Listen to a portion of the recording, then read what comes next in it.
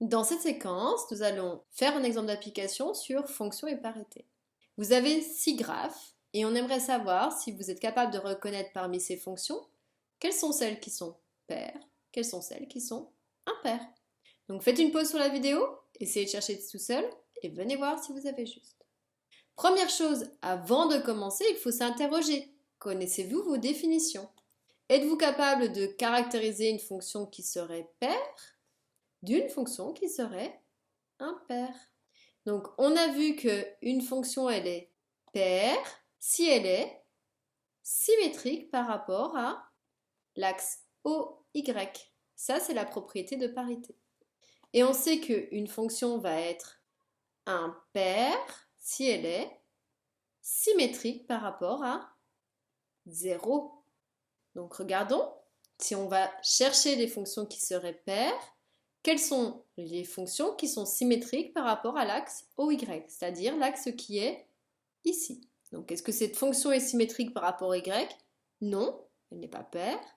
Est-ce que la deuxième fonction est symétrique par rapport à Y? Oui, si je plie le graphe selon l'axe vert, eh bien j'ai bien une symétrie. Donc elle est bien paire. Pour le troisième, est-ce qu'il y a une symétrie par rapport à cet axe? Non. Pour le quatrième, est-ce qu'on a une symétrie par rapport à l'axe OY? Eh bien non, je n'ai pas du tout la même distance ici. Est-ce que pour le cinquième, j'ai une symétrie par rapport à l'axe OY? Non plus. Et pour le sixième, est-ce que ici, il y a une symétrie? Eh bien oui, si je plie mon graphique, les éléments se superposent. Donc en fait, nous avons déjà deux fonctions paires. Si nous regardons maintenant les fonctions impaires, symétrie par rapport à 0, est-ce que pour la première courbe ici, il y a une symétrie par rapport à 0? Eh bien non, je vois bien, le point qui est ici, il n'a pas son symétrique ici, donc elle n'est pas impaire. Pour le troisième, est-ce que j'ai une symétrie par rapport à 0?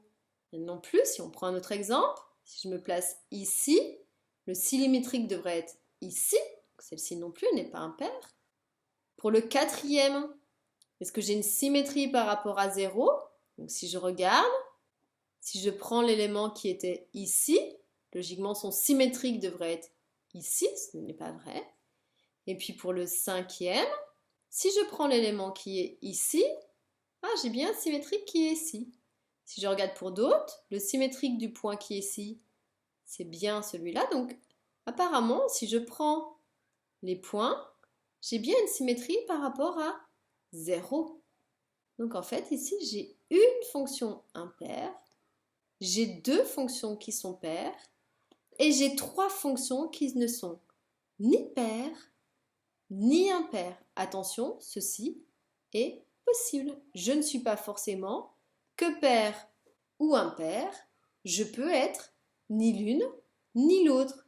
Les autres, elles sont rien du tout. Ce sont des fonctions qui ont aussi le droit d'exister, mais elles n'ont pas de propriété de symétrie.